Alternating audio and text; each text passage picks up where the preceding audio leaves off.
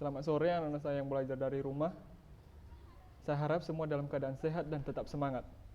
Perkenalkan, nama saya Federman Lase SPD. Saya adalah guru yang mengampu mata pelajaran ekonomi. Ini adalah pertemuan pertama kita pada semester ini. Dan pada pertemuan kali ini kita akan membahas tentang akuntansi sebagai sistem informasi.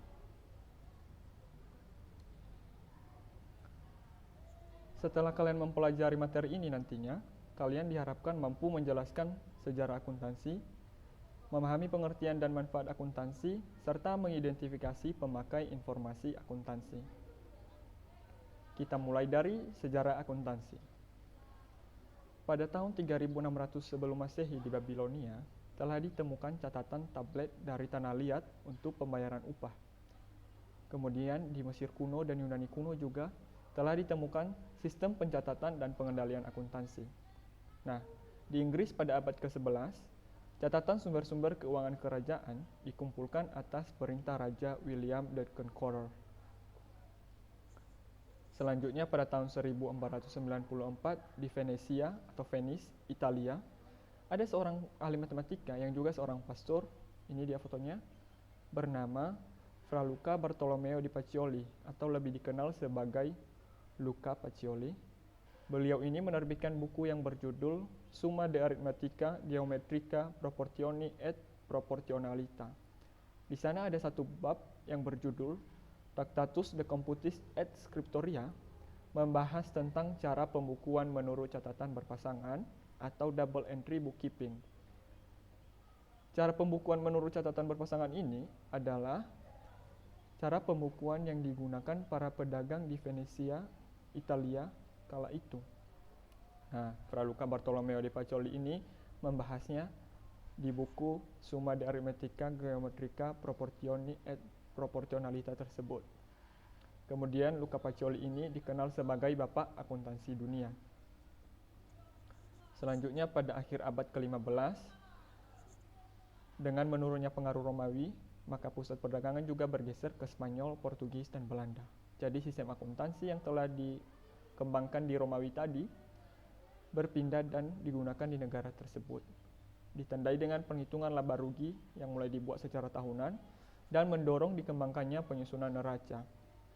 Kemudian pada abad ke-19 terjadi revolusi industri di Eropa yang dimulai di Inggris, di mana di sana ditemukan yang namanya mesin uap, sehingga berkembang akuntansi biaya dan konsep penyusutan. Pada tahun 1930 ada New York Stock Exchange atau Bursa Efek New York dan American Institute of Certified Public Accountant membahas dan menetapkan prinsip-prinsip akuntansi bagi perusahaan-perusahaan yang terdaftar di bursa saham.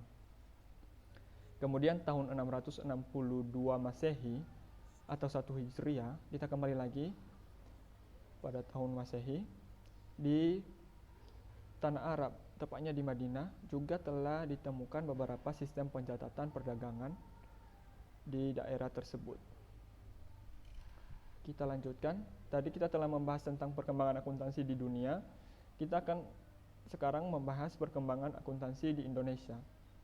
Jadi tahun 1642 itu akuntansi pertama kali dikenal di Indonesia pada zaman kolonialisasi Belanda, tepatnya pada zaman VOC atau Serikat Dagang Belanda. Kemudian tahun 1942 sampai 1945 pada masa penjajahan Jepang, sistem akuntansi juga tetap menggunakan pola Belanda. Kemudian ada di era Orde Lama, masa pemerintahan Presiden Soekarno, metode pembukuan masih menggunakan pola Belanda. Sedangkan pada era Orde Baru, masa pemerintahan Presiden Soeharto, pembukuan mulai dipengaruhi oleh sistem akuntansi Amerika karena investor asing banyak yang menanamkan modalnya di Indonesia. Kemudian tahun 1957 dibentuklah Ikatan Akuntan Indonesia atau IAI. Ikatan Akuntan Indonesia ini mulai bekerja sehingga pada tahun 1973 mereka merumuskan prinsip akuntansi Indonesia atau PAI. Kemudian direvisi pada tanggal 1 Oktober 1994 menjadi standar akuntansi keuangan. Kemudian proses revisi terus berlangsung demi penyempurnaan SAK tadi, yang dimulai dari 1 Oktober 1995 dan terakhir 1 September 2007, SAK berisi 59 pernyataan standar akuntansi keuangan. Jadi bertambah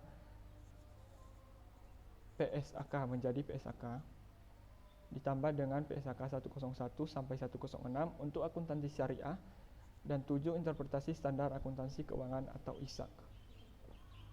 Selanjutnya, pengertian dan manfaat akuntansi. Menurut American Institute of Certified Public Accountant, mereka mendefinisikan akuntansi sebagai seni. Jadi seni di sini berarti memiliki nilai estetika atau nilai keindahan dalam proses pencatatan, penggolongan, peringkasan yang dinyatakan dalam uang, transaksi-transaksi dan kejadian-kejadian yang setidak-tidaknya bersifat keuangan, dan penafsiran dari hasil-hasilnya. Kemudian ada American Accounting Association. Mereka mendefinisikan akuntansi sebagai proses mengidentifikasi, proses mengukur, dan mengkomunikasikan informasi ekonomi sebagai dasar pertimbangan dan pengambilan keputusan para pemakainya. Jadi American Accounting Association ini menambahkan yaitu sebagai dasar pertimbangan dan pengambilan keputusan oleh para pemakainya. Jadi produk akhir dari akuntansi ini nanti laporan keuangannya dipakai untuk pertimbangan dan pengambilan keputusan. Jadi kegiatan akuntansi secara sederhana dapat digolongkan menjadi 3, dimulai dari identifikasi, yaitu identifikasi transaksi berdasarkan bukti-bukti transaksi yang ada. Kemudian ada pengukuran yang dinyatakan dalam satuan moneter atau satuan uang. Kemudian ada proses pelaporan, yang produk akhirnya adalah laporan keuangan. Kemudian kegunaan akuntansi. Nah, jadi akuntansi ini menyediakan informasi kuantitatif yang dinyatakan dalam angka-angka dan juga informasi kualitatif yang dinyatakan dalam kalimat atau sifatnya kecenderungan yang bersifat keuangan serta diperkirakan bermanfaat dalam pengambilan keputusan. Selanjutnya adalah pemakai informasi akuntansi, dimulai dari investor. Investor memerlukan informasi akuntansi untuk mengambil keputusan untuk melihat apakah perusahaan dapat mengembalikan atau dapat memberikan bagi hasil atas saham ataupun obligasi yang telah ia beli. Kemudian ada karyawan. Karyawan memerlukan informasi akuntansi untuk menilai apakah perusahaan sanggup atau tidak mensejahterakan mereka. Kemudian ada pemberi pinjaman atau kreditor. Mereka juga perlu menilai apakah mereka akan memberikan pinjaman kepada perusahaan tersebut atau tidak, apakah perusahaan tersebut mampu atau tidak membayarkan utang mereka. Kemudian ada pemasok dan kreditor usaha lainnya, yaitu penyedia bahan baku. Jadi biasanya pembelian bahan baku ini dilakukan secara kredit. Nah, dengan memakai informasi akuntansi, pemasok melihat apakah perusahaan tersebut mampu atau tidak dalam membayar utangnya yang berkaitan dengan pembelian bahan baku tadi. Kemudian pemerintah memerlukan informasi akuntansi untuk menentukan pajak. Begitu juga dengan masyarakat. Masyarakat perlu mengetahui informasi akuntansi perusahaan untuk menilai apakah perusahaan tersebut mampu atau tidak memenuhi kebutuhan mereka. Jadi masyarakat di sini sebagai konsumen. Nah, tadi kita telah belajar tentang sejarah akuntansi, kemudian pengertian dan manfaat akuntansi.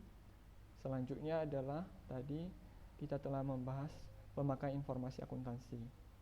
Kemudian di sini ada tugas. Ada 2 pertanyaan yang perlu dijawab. Silakan dikerjakan dan kita kumpulkan pada pertemuan tatap muka berikutnya. Demikian saja untuk pertemuan kita kali ini. Saya harap semua tetap dalam keadaan sehat dan tetap semangat dalam belajar. Selamat sore, sampai jumpa.